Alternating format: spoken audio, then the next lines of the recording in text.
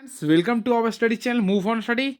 तो फ्रेंड्स सबसे पहले आज का आप लोग मोटिवेशनल कोट्स देख सकते हैं। दूर से देखने पर नमक भी चीनी जैसा लग सकता है, लेकिन सच जाने बिना फैसला ना ले। तो ये रहा।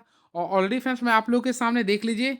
सबसे पहले मैं आप लोगों के सामने बता रहा हूँ फ्रेंड्स, अगर आप लोग रेलवे एनटीपीसी का प्रिपरेशन करते हैं, रेलवे ग्रुप डी का प्रिपरेशन करते हैं, तो मैं आप लोगों को बताना चाहता हूँ इस चैनल को सबसे पहले आप जाके सब्सक्राइब कर लीजिए, देख लीजिए SGI कंपटीशन क्लासेस। और मैं इनका कंटेंट दिखाना चाहता हूँ किस टाइप से पढ़ाते हैं। और सर का नाम आप देख लीजिए, सर का नाम रोहित सर है। तो इनसे आप लोग जीएस एक बार पढ़ लीजिए, देख लीजिए। पूरे यूट्यूब में इनके जैसा कंटेंट कोई प्रोवाइड नहीं कर देता। और आप लोग जरूर इनका वॉच कीजिए।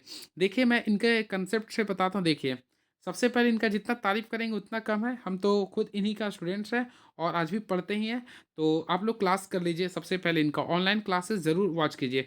देखिए इसका कंटेंट को मैं दिखाना चाहता हूँ, आज मैं कुछ डिस्कस भी कर दूंगा। देखिए भारत में गेहूं की बुआई के लिए उपयुक्त समय कौन सा है।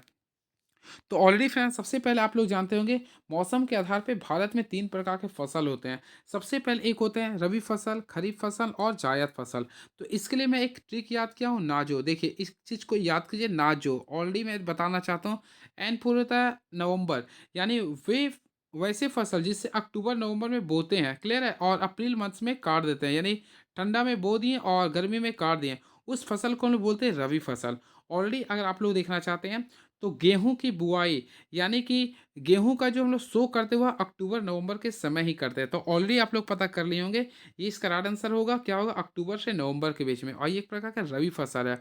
और फ्रेंड्स जून जुलाई में जिसे बोलते हैं, अक्टूबर नवंबर में काट लेते हैं, उसे बोलते हैं खरीफ फसल, अर्थात खराब मौसम, यानी बारिश के मौसम में हम लोग जिसे बोते हैं, यानी खराब मौसम होता ना, तो उसे बोलते हैं खरीफ मौसम, खरीफ फसल, क्लियर है। और जो बीचों बीच गर्मी में जो होता है, यानी मई जून में, उसे हम लोग बोलते हैं, यानी अप्रैल मई में, उसे बोलते हैं जायद फसल। तो इस टाइप से आप लोग याद कर सकते हैं, क्लियर है।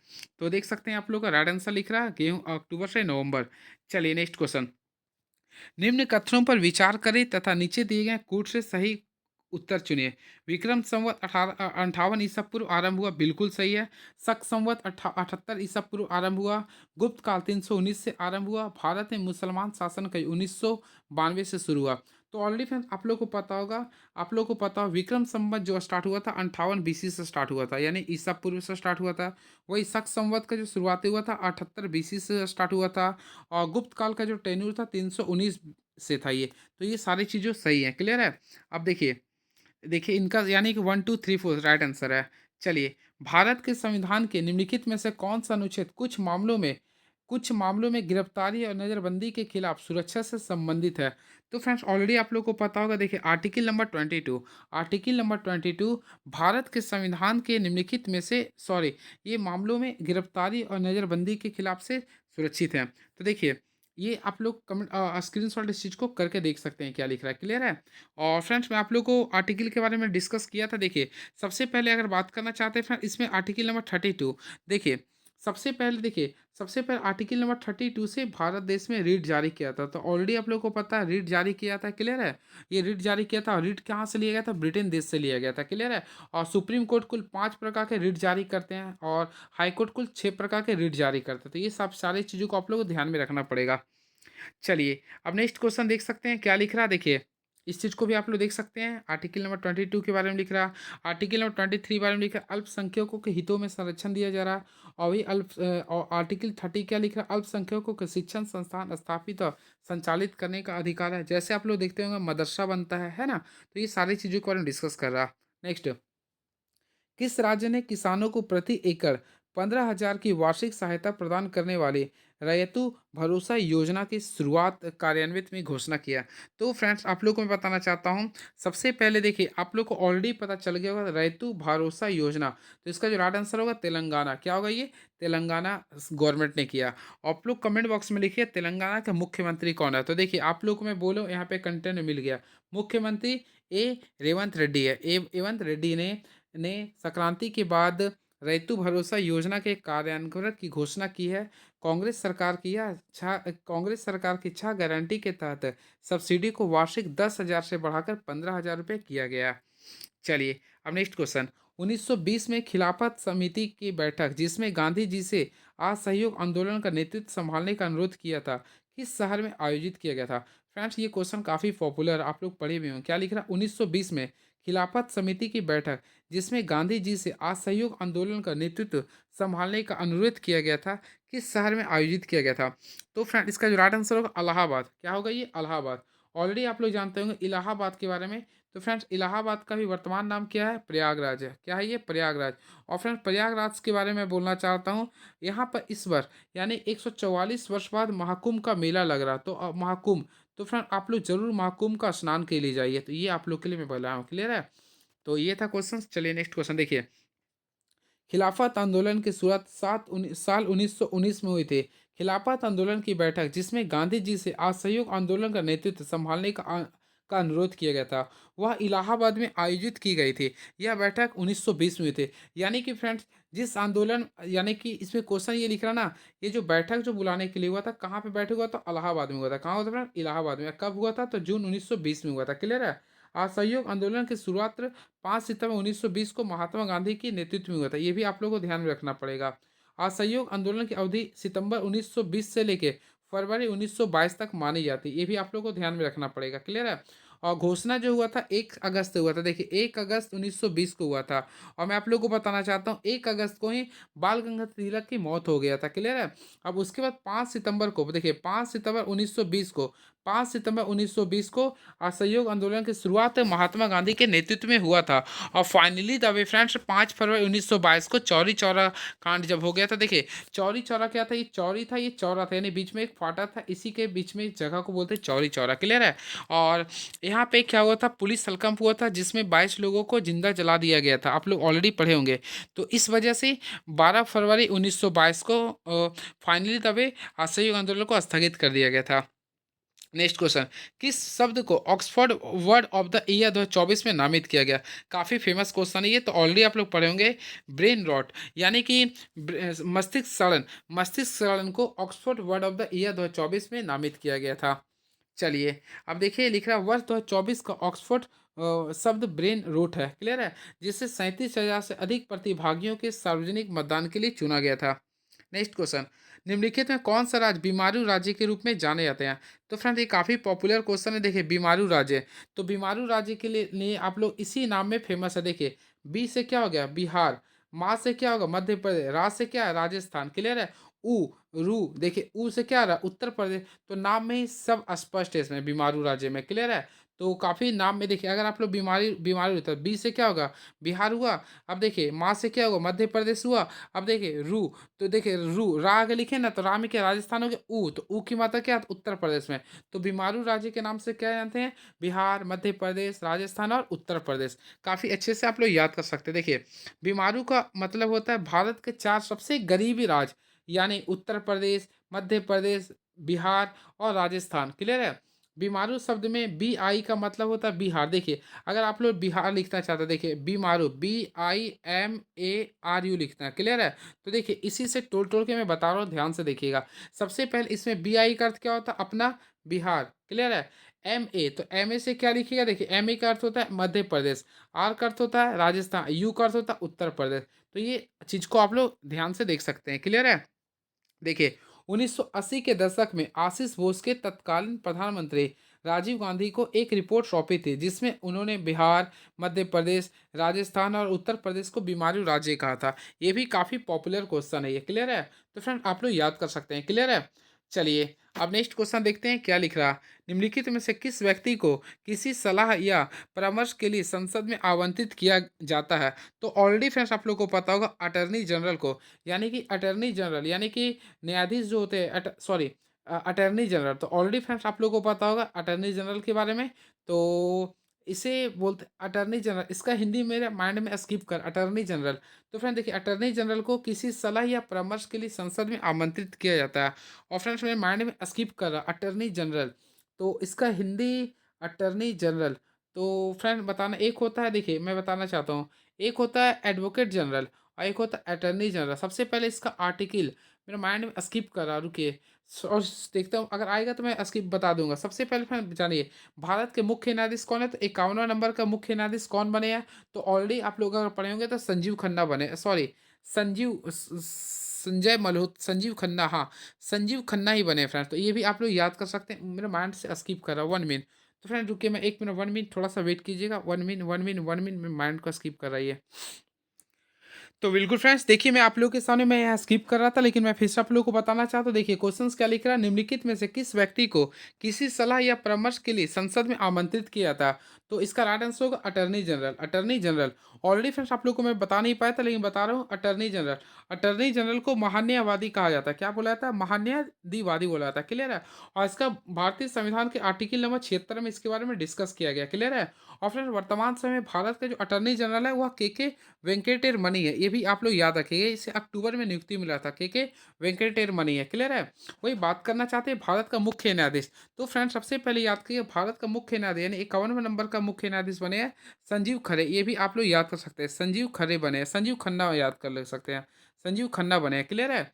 और वही बात करना चाहते हैं भारत का मुख्य चुनाव आयुक्त, तो ऑलरेडी आप लोग को पता होगा राजीव कुमार। राजीव कुमार भारत के मुख्य चुनाव आयुक्त है। क्लियर है? इस चीज़ को भी आप लोग याद कर सकते हैं। कोई बात करना चाहते हैं कैग के अध्यक्ष, तो कैग के अध्यक्ष है संजय संजय मूर्ति कहलाता है। यानी कि के संजय मूर्ति आप लोग का भारत के कैग के अध्यक्ष है। तो ये भी आप लोग याद करते हैं, संजय कुर्ती हैं। क्लियर है? तो इस टाइप से आप लोग काफ़ी अच्छे से याद कर सकते हो, जो कि 14वें नंबर के हैं। फिर से मैं बताना चाहता हूँ, देखिए भारत का, देखिए मैं फिर से बता देता हूँ जो आप लोगों के लिए काफ़ी फ्रूटफुल होगा। भारत के वर्तमान समय 15वें जो कैग का अध्यक्ष है वह संजय मूर्ति है। यानी कि यहाँ पे याद कर लीजिए संजय संजय मूर्ति है। क्लियर है? वही बात करना चाहते हैं भारत के मुख्य न्यायाधीश, तो ये फ्रेंड राजीव कुमार है। और मुख्य न्यायाधीश कौन? 51 नंबर का है। कौन है ये? संजीव खन्ना है ये। अटर्नी जनरल कौन है? के वेंकटेरमणि है। क्लियर है? तो इस चीज़ को आप लोग ध्यान में रखिएगा। चलिए नेक्स्ट क्वेश्चन। राष्ट्रीय बाघ संरक्षण प्राधिकरण द्वारा अनुमोदन के 17 वर्ष बाद भारत के 97वें बाघ रिजर्व राता पानी टाइगर रिजर्व को किस राज्य में अधिसूचित किया गया? तो ऑलरेडी फ्रेंड्स आप लोगों को पता होगा, राता, देखिए राता पानी टाइगर्स जो है ना वह मध्य प्रदेश में। कहाँ पे? ये मध्य प्रदेश। तो मध्य प्रदेश क्लिक कर सकते हैं। देखिए भोपाल के निकट राता पानी वन को मध्य प्रदेश का 8वां और भारत का 57वां बाघ अभ्यारण्य घोषित किया गया। क्लियर है? जो भोपाल के रायसेन सीहोर जिलों में फैला हुआ। ऑलरेडी फ्रेंड्स आप लोगों को पता हो रायसेन जिला में ही सांची स्तूप है। क्या ये सांची स्तूप कहाँ पे? ये रायसेन जिला में है। और इसको यूनेस्को लिस्ट में कब शामिल किया था? 1989 में शामिल किया गया था। चलिए दिसंबर 2024 में मध्य प्रदेश के रातापानी वन्यजीव अभ्यारण्य को भारत का 57वां, देखिए यहाँ पे क्या लिख रहा है, भारत का 57वां वन्य बाघ वन्य जीव अभ्यारण्य घोषित किया गया था। यह मध्य प्रदेश का 8वां बाघ अभ्यारण्य है। क्लियर है? तो इस चीज़ को याद कर सकते हैं। अब भारत में बाघ या अभ्यारण्य की स्थापना कब हुआ था? 1973 में हुआ था। इस चीज़ को भी आप लोग याद कर लीजिएगा। क्लियर है? चलिए अब नेक्स्ट क्वेश्चन। भारत के संविधान 60 से क्या उल्लेख है?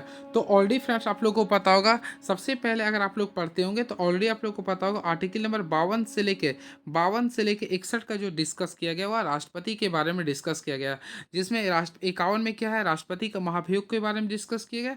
लेकिन वही आर्टिकल नंबर 60 में जो डिस्कस किया गया है वह राष्ट्रपति के सॉरी शपथ, यानी कि इसमें फ्रेंड राष्ट्रपति के सॉरी 61। तो फ्रेंड राष्ट्र देखिए सबसे पहले आर्टिकल नंबर 60 जो हुआ है राष्ट्रपति का शपथ के बारे में डिस्कस किया गया। तो ऑलरेडी आप लोग राष्ट्रपति के शपथ क्लिक कर सकते हैं। क्लियर है? और राष्ट्रपति पर महाभियोग जो लगता है वो आर्टिकल नंबर 61 के तहत लगता है। अब भारत के जो उपराष्ट्रपति बनते हैं वो आर्टिकल नंबर 63 से लगते हैं। और भारत में राष्ट्रपति का जो चुनाव होता है वो आर्टिकल नंबर 55 से होते हैं। तो ये चीज़ को आप लोग ध्यान में रखिएगा। क्लियर है? चलिए बात करना चाहते हैं भारत का राष्ट्रपति कौन है? तो ऑलरेडी आप लोगों को पता होगा द्रौपदी मुर्मू है। क्लियर है? जो कि भारत की सबसे कम उम्र की बनने वाली राष्ट्रपति बनी है। इससे पहले नीलम संजीव सिंह रेड्डी थे। क्लियर है? और इसके साथ साथ फ्रेंड्स आप लोग को पता होगा द्रौपदी मुर्मू भारत की पहली महिला आदिवासी राष्ट्रपति बनी है। क्लियर है? चलिए इससे पहले वह झारखंड राज्य के राज्यपाल के रूप में सेवा प्रदान कर चुकी है। और राष्ट्रपति में डिस्कस कर दिया हूँ। और भारत के उपराष्ट्रपति कौन है? कमेंट बॉक्स में लिखिएगा, जगदीप धनखड़ है ये। चलिए अब next question. An American space craft, देखिए एक अमेरिकी अंतरिक्ष यान पाथ फाइंडर 1997 किस ग्रह में उतरा था? तो ऑलरेडी फ्रेंड्स आप लोगों को पता होगा मंगल ग्रह पे उतरा था। कौन सा था? इसका नाम था पाथ फाइंडर। चलिए तो देखिए 4 दिसंबर 1996 को मार्स पाथ फाइंडर लॉन्च किया गया था। और 4 जुलाई 1997 को यह मंगल ग्रह पर एरिस वायरलेस में उतरा था। तो फ्रेंड इस चीज़ को आप लोग देख ले सकते हैं। क्लियर है? आप लोग कमेंट बॉक्स में लिखिएगा मंगल ग्रह को मंगलयान कब आया था? तो ऑलरेडी आप लोग को पता होगा मंगलयान के बारे में। तो आप लोग मंगलयान के बारे में कमेंट बॉक्स में लिखिए कब छोड़ा गया था। वैसे ये मंगलयान पे जो पहुंचा हुआ था 2014 में। क्लियर है। चलिए नेक्स्ट क्वेश्चन, बंगाल विभाजन के प्रत्याघात के रूप में कौन सा आंदोलन शुरू हुआ था? सबसे पहले friends you know that Bengal विभाजन जो हुआ था लॉर्ड कर्जन के टेन्यूर में हुआ था। कब हुआ था? तो 16 अक्टूबर को हुआ था। देखिए 16 अक्टूबर 1905 को हुआ था। क्लियर है, इस चीज़ को याद रखिएगा। और इसके के रूप में कौन सा आंदोलन शुरू हुआ था? तो इसी का के रूप में स्वदेशी सॉरी हाँ स्वदेशी आंदोलन शुरू हुआ था, जो कि 1907 में शुरू हुआ था। क्लियर है। क्योंकि फिर असहयोग आंदोलन कब चालू हुआ था ऑलरेडी इसके बारे में आप लोग अगर आप लोग पढ़े होंगे तो लिख सकते हैं। ये अभी अभी जस्ट मैं बताया था 5 सितंबर 1920 से 5 सितंबर 1900 से असहयोग आंदोलन चालू हुआ था। वही सविनय अवज्ञा आंदोलन की बात करते हैं तो फ्रेंड 6 अप्रैल से चालू हुआ था, यानी 6 अप्रैल 1930 से चालू हुआ था। वही बात करना चाहते हैं पूर्ण स्वराज आंदोलन। तो फ्रेंड्स पूर्ण स्वराज आंदोलन ऑलरेडी पता है, पूर्ण स्वराज की मांग किया था जवाहरलाल नेहरू से 1929 में लाहौर के रावी नदी के किनारे।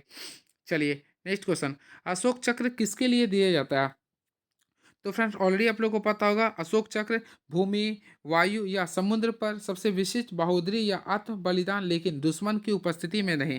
चलिए देख सकते हैं भारत में वीरता पुरस्कार। तो देखिए सबसे वीरता जो पुरस्कार होता है नंबर 1 पे आता है परमवीर चक्र, फिर आता है महावीर चक्र, फिर आता है वीर चक्र।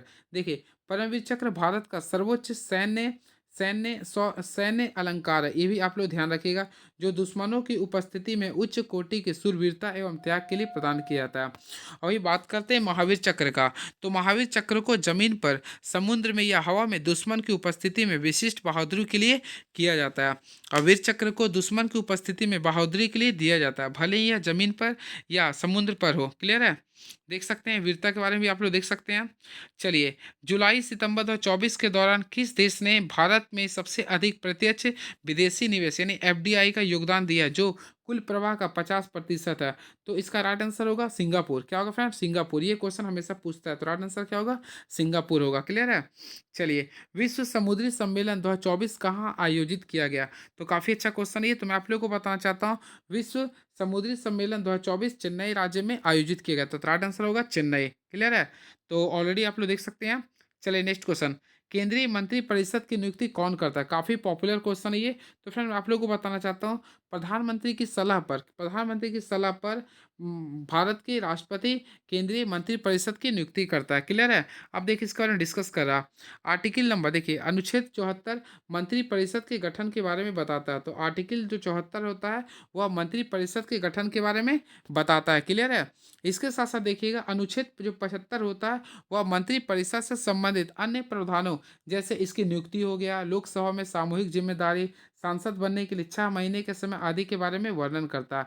तो ये चीज़ आप लोग याद रखिएगा, मंत्री परिषद का जो गठन होता है वह प्रधानमंत्री से होता है, जो कि प्रधानमंत्री की सलाह पर राष्ट्रपति करते हैं। क्लियर है। जिसका जिक्र किया गया आर्टिकल नंबर 74 में किया गया। अनुच्छेद 75 क्या बोलता है? मंत्री परिषद से संबंधित अन्य प्रावधानों के बारे में वर्णन करता है। फ्रेंड्स एक ट्रिक मैं लिखता हूँ, याद कर लीजिए। देखिए सबसे पहले एक 52 याद कर लीजिए, एक 63 याद कर लीजिए, 74। देखिए सबसे पहले 52 से राष्ट्रपति के बारे में डिस्कस स्टार्ट होता है, 63 से उपराष्ट्रपति और 74 से प्रधानमंत्री के बारे में। क्लियर है। चलिए महाराष्ट्र सरकार ने जेल पर्यटन कब शुरू किए थे? काफ़ी पॉपुलर क्वेश्चन ये। तो फिर मैं आप लोगों को बताना चाहता हूँ महाराष्ट्र सरकार ने जेल पर्यटन जनवरी 2021 से शुरू किए थे। तो राइट आंसर क्या होगा? जनवरी 2021 को क्लिक कर सकते हैं। यानी कि इसका जो राइट आंसर आएगा ऑप्शन नंबर 4 को काफ़ी अच्छे से आप लोग क्लिक कर सकते हैं। चलिए तो देख लीजिए इसके बारे में क्या क्या लिख रहा है, आप लोग इसे काफ़ी अच्छे से पढ़ सकते हैं। क्लियर। देखिए जेल पर्यटन की पहल महाराष्ट्र सरकार द्वारा जनवरी 2021 में शुरू की गई थी। इसका उद्देश्य था ऐतिहासिक जेलों और स्वतंत्रता संग्राम में उनकी भूमिका के बारे में जागरूकता बढ़ाना है।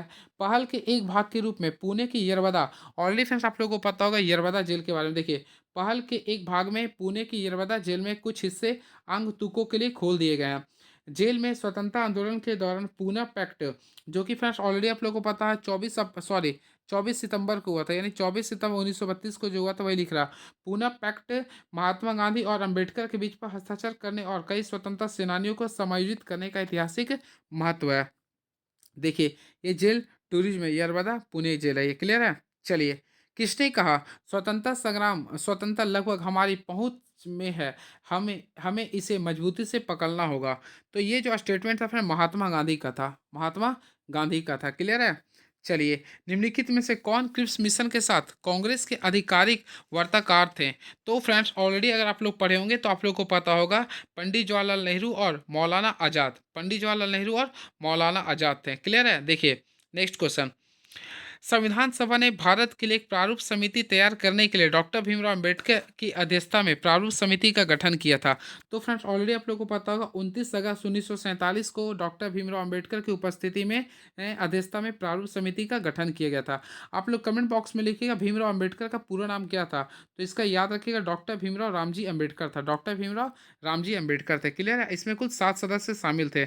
ऑलरेडी शायद लिखा होगा, देखिए प्रारूप समिति के कुल सदस्य 7 थे। देखिए लिख रहा नहीं है, तो मैं इनका कंटेंट का हमेशा प्रोवाइड करता हूँ। देखिए, प्रारूप समिति द्वारा भारतीय संविधान का निर्माण किया गया था। इसके अध्यक्ष डॉक्टर भीमराव अंबेडकर थे। प्रारूप समिति में कुल 7 सदस्य थे, यानी कि फ्रेंड्स कुल सदस्य की संख्या कितना था? तो 7 सदस्य थे। क्लियर है? अब देखिए इसका ट्रिक क्या, देखिए अंबेडकर आए मित्र मुंशी कृष्णा के साथ खेत पर। देखिए सबसे पहले अंबेडकर आए, यानी भीमराव अंबेडकर हो गया, आए आए आए से हो गया एन जी अयंगर हो गया, मित्र मित्र यानी लिख सकते हैं बी एल मित्रा हो गया, वही मुंशी तो के एम मुंशी हो गया, कृष्णा कृष्णा स्वामी अयंगर हो गया, साथ सैयद मोहम्मद सादुल्ला हो गया, अखेत यानी डीपी खेतान। तो इस चीज़ को आप लोग ध्यान में रख सकते हैं। 21, एक वरिष्ठ न्यायालय द्वारा एक अधीनस्थ न्यायालय और न्यायाधिकरण या लोक प्राधिकरण को दिया गया हुक्म या आदेश है कि यदि वह अपने कर्तव्य का निर्वहन नहीं कर रहा है तो फ्रेंड्स अगर आप लोग पढ़े होंगे तो ये जो होता है परम आदेश होता है। क्या होता है? ये परम आदेश होता है। परम आदेश का अर्थ होता है हम आदेश देते हैं। क्या होता है? ये हम आदेश देते हैं। क्लियर है? चलिए, अब ये सारी चीज़ को देख लीजिए, सारे रीट के अंतर्गत आता है। क्लियर? ऑलरेडी आप लोग को पता है रीट की संख्या कुल 5 होती है, जो कि आर्टिकल नंबर 32 में जिक्र किया गया।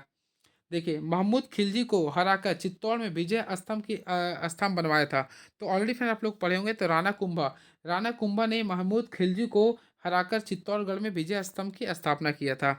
देख सकते हैं इस चीज़ के बारे में लिख रहा, चित्तौड़गढ़ के चित्तौड़ में स्थित विजय स्तंभ 1440 से 48 में महाराणा कुंभ द्वारा बनवाया गया था। यह विजय के द्योतक है, क्योंकि महाराणा कुंभा ने 1437 में महमूद खिलजी को हराया था। इसके वास्तुकार राव जैता थे। तो ये सारे कंटेंट को आप लोग फ्रेंड पढ़ सकते हैं। चलिए, अब देखिए ये बोला कौन सा युग में सही सुमेलित नहीं है। सबसे पहले चंदावर के युद्ध, तो ऑलरेडी फ्रेंड्स आप लोग को पता होगा। देखिए सबसे पहले 1191 में हुआ था तराइन का पहला युद्ध, सेकेंड में हुआ था 1192 में तराइन का दूसरा युद्ध हुआ था। क्लियर है? और 1194 में हुआ था चंदावर का युद्ध, यानी कि ये सही है।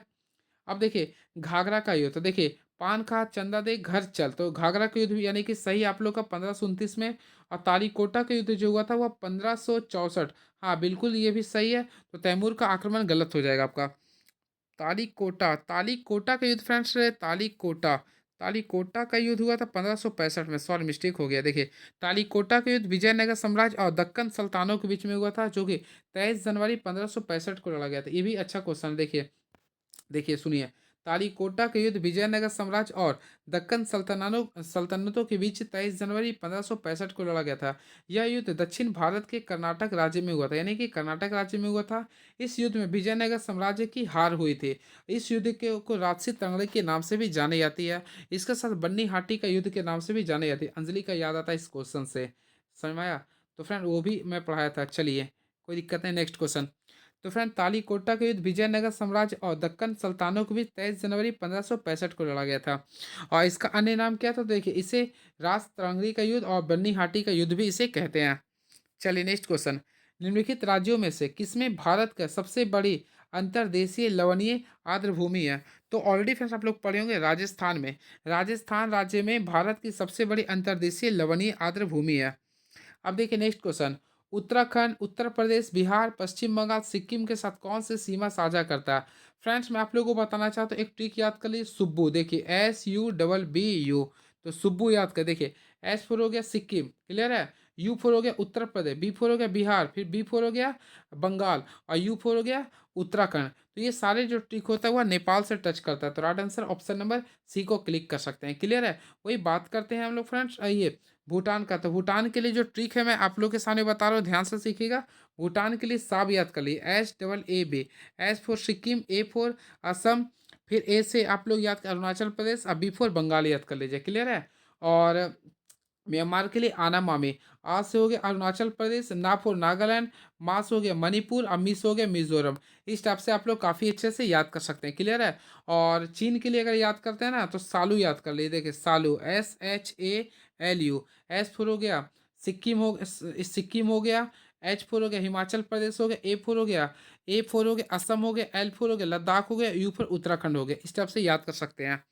देखिए, तो ये सारी चीज़ों को आप लोग मैं ट्रिक से बताया हूँ, आप लोग काफ़ी अच्छे से लिख सकते हैं। देख लीजिए, पूरा भारत का भी मैप है और जो मैं ट्रिक बताया उससे काफ़ी अच्छे से क्लिक कर सकते हैं। चार्टर एक्ट 1813 के संदर्भ में कौन-सा सही नहीं है? तो फ्रेंड्स इसमें लिख रहा है, देख लीजिए, इसमें एक्ट ने चाय का व्यापार सहित ईस्ट इंडिया कंपनी के एकाधिकार व्यापार को समाप्त कर दिया था। अब देखिए, 1975 में आपातकाल लागू होने पर भारत के राष्ट्रपति कौन थे? काफ़ी फेमस क्वेश्चन है ये। तो ऑलरेडी फ्रेंड्स आप लोगों को पता होगा, 1975 में भारत के जो आपातकाल लागू हुआ था, उस समय भारत के जो राष्ट्रपति थे फ़खरुद्दीन अली अहमद थे, फ़खरुद्दीन अली अहमद थे। और वही बात करना चाहते हैं पीएम का, तो पीएम जो थे इंदिरा गांधी थे, इंदिरा गांधी थे। और ये कब लागू हुआ था? तो देखिए लिख देता हूँ, 25 जून को हुआ था, 25 जून 1975 को हुआ था। इस वजह से 25 जून 25 जून 2000 जो 25 से इस वर्ष हम लोग 25 जून को हम लोग मनाएंगे संविधान हत्या दिवस, जो कि भारत के गृह मंत्री अमित शाह ने घोषणा किया था, क्लियर है। तो एक्स्ट्रा फैक्ट्स मैं काफ़ी ज़्यादा दे रहा हूँ, आप लोग के लिए काफ़ी इंपॉर्टेंस होगा। उत्तर वैदिक काल किस समय सीमा के अंतर्गत आता है? तो फ्रेंड्स ऑलरेडी आप लोग को पता होगा, उत्तर वैदिक काल 1000 ईसा पूर्व से 600 ईसा पूर्व के बीच में आता है, क्लियर है। नेक्स्ट क्वेश्चन, लाम्पिया धुरा दर्रा एक संपर्क मार्ग है। तो आप लोग को मैं बताना चाहता हूँ, यह उत्तराखंड एवं तिब्बत के बीच है। किसके बीच है? उत्तराखंड एवं तिब्बत के बीच में होती है। चलिए, ये सारी चीज़ों को कंटिन्यू आप लोग पढ़ सकते हैं। हवाई अड्डे पर निर्बाध आव्रजन सुविधाएं प्रदान करने के लिए शुरू किए गए कार्यक्रम का नाम क्या है? तो फ्रेंड इसका जो राइट आंसर होगा, FTITTP, फास्ट ट्रैक इमिग्रेशन, विश्वसनीय यात्री और कार्यक्रम होता है। तो देख सकते हैं, केंद्रीय गृह मंत्री अमित शाह ने 16 जनवरी 2025 को मुंबई, चेन्नई, कोलकाता, बेंगलोर, हैदराबाद, कोचीन और अहमदाबाद के हवाई अड्डों पर फास्ट ट्रैक इमिग्रेशन विश्वसनीय यात्री कार्यक्रम का उद्घाटन किया था। अब देखिए, ब्रेन का क्वेश्चन आ गया जो काफ़ी पॉपुलर होता है इनका। देखिए, भारतीय सेना के पहले भारतीय कमांडर इन चीफ कौन थे? तो इसका राइट आंसर क्या है? General KM Cariappa. देख सकते हैं आप लोग। नेक्स्ट क्वेश्चन, सिंगापुर के राष्ट्रपति कौन है? तो इसका राइट आंसर लिख रहा है, देखिए, थर्मन सन मुगरमतम। तो फ्रेंड्स पढ़ सकते हैं आप लोग। आर्य शब्द का शाब्दिक अर्थ क्या होता है? तो इसका अर्थ होता है श्रेष्ठ। क्या होता है? श्रेष्ठ यानी सुप्रियर। सोनमर्ग सुरंग जम्मू और कश्मीर के किस जिले में स्थित है? तो काफ़ी फेमस क्वेश्चन है ये। तो फ्रेंड प्रधानमंत्री नरेंद्र मोदी ने 13 जनवरी 2025 को मध्य कश्मीर के गंदेरबल जिले में सोनमर्ग सुरंग का उद्घाटन किया था, तो यानी कि गंदेरबल हो गया। The complete adventure of Feluda पुस्तक के लेखक कौन है? तो सत्यजीत रे है। कौन है फ्रेंड? सत्यजीत रे है। वर्तमान में मेघालय के राज्यपाल कौन है? तो इसका लेखक चंद्रशेखर विजय शंकर। और प्रतीका रावल का संबंध किस खेल से है? तो देख सकते हैं इनका संबंध जो क्रिकेट से है। किससे फ्रेंड? क्रिकेट से है ये। समुद्री पानी में सबसे अधिक पाए जाने वाला लवण कौन है? तो ऑलरेडी पता होगा, NaCl यानी सोडियम क्लोराइड हो गया। भारतीय संविधान के किस अनुसूची में राज्य और संघ राज्य क्षेत्र का विनिष्ट है? तो फ्रेंड्स ऑलरेडी आप लोग को पता होगा, पहला अनुसूची में, क्लियर है, पहला अनुसूची में, जो कि आप लोग को अनुच्छेद 1, 2, 3, 4 में डिस्कस किया गया। लास्ट, भारतीय विश्व मानसिक स्वास्थ्य दिवस 2024 कब मनाया गया? तो फ्रेंड्स का राइट आंसर होगा 10 अक्टूबर 2024 को विश्व मानसिक स्वास्थ्य दिवस मनाया गया था, क्लियर है। तो चलिए नेक्स्ट वीडियो में मिलता हूँ, फिर मैं आप लोग के बीच में बताता हूँ। चलिए, thank you so much, please subscribe my YouTube channel move on study and hope